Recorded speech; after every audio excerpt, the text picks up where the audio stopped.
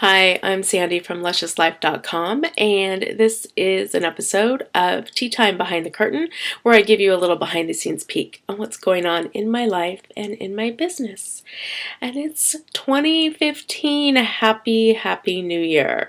I, quite frankly, am still getting myself oriented in the new year.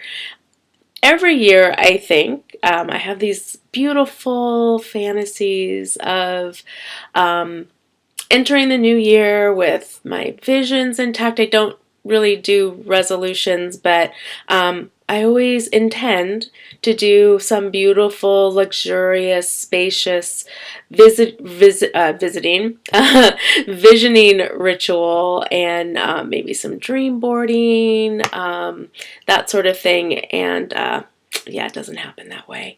After the fact, I remember, like, yeah, my pace around the new year is more like stumbling, fumbling across New Year's Eve, feeling a bit worn and tattered by it all, by the holiday rush, and oftentimes by my own expectations of how I should be doing things. So the reality is that it takes me a good part of January to kind of get my orientation, to get myself fully planted in the new year. And when I let myself have that, it actually works really well. It's a spacious way to ease in, as opposed to having the expectation that I have it all tied up in a tidy little bundle to carry across the threshold.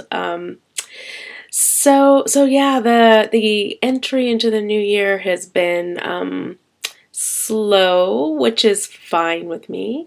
But it's also been good. You know, it's like anytime I can have that realization that I'm being a little harder on myself than I need to be, and I release that, it always feels really good. It feels like another like step to more personal freedom and compassion. What I did do, like, you know, in this frenzy of thinking that, oh, I have to do my visioning and I have to make this beautiful collage of everything that I would love to have happen in this year, I realized that it was feeling like a lot of pressure, and it wasn't at all fun. I was getting rather frustrated, and I was feeling a lot of resistance. So I let it go and decided to do it a totally different way. Actually, partially inspired by Jamie Riddler of Jamie Riddler Studios. I saw a video of hers, and I tried to find it so I could link to it, but I couldn't re-find it. But she did this little thing about creating a blessing bowl. And so I kind of did a twist on that, and have created a little wishing platter. I took just little pieces of index card and put a little pretty picture on it, and on the back kind of wrote my intention, goal, wish for 2015. And I didn't get really hung up on making the picture match the wish, and I didn't get really hung up on whether it was an intention or a goal, whether it was an energy that I wanted to bring in or something concrete. I just let myself create all of these wonderful wishes for the year. So this one is for more beauty, and I want to bring dance into my life more this year. And let's see, what else do I have here? I have my income goal for the year, my income wish for the year. This is like, I really want to embrace magic even more, and it's been really beautiful to just kind of see this beautiful little silver tray. I don't even know where I got this. Dug it out of a cupboard a while ago, and I love it. It's actually engraved with the name Edith. I don't know who Edith is, but I love her little tray. And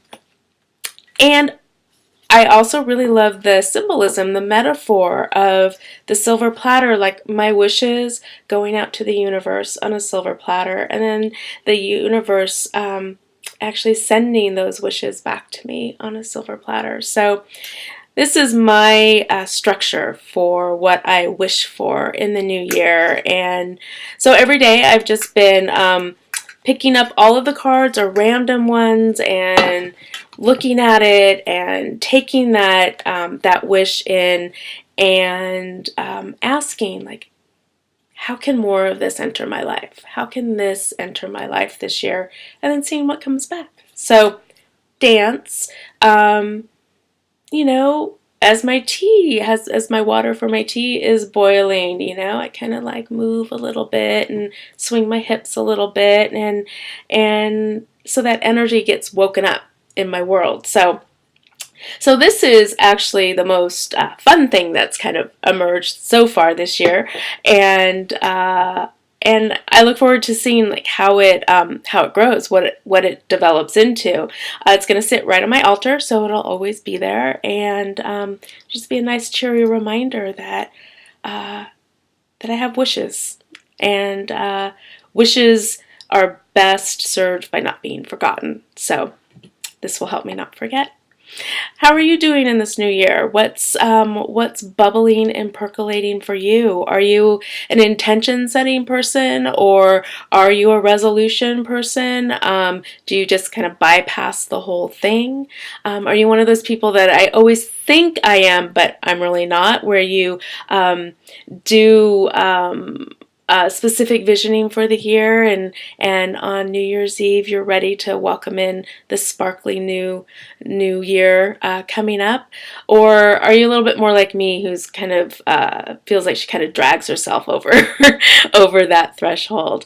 All of it's great. All of it is wonderful, if we allow it to be. So that's my wish for you this year, is that you allow yourself to be. You allow yourself to have what you want, to allow yourself to be where you are, to wish deeply and fully, and to know that whether you have those wishes right now or whether they are in process, you are exactly perfectly right. So again, happiest New Year. Thanks for joining me. Please feel free to come over and visit me on my website at lusciouslife.com. Send me a message if you want to reach out, and because I would really love to hear from you. But regardless of that, take very good care, and I will talk to you next week.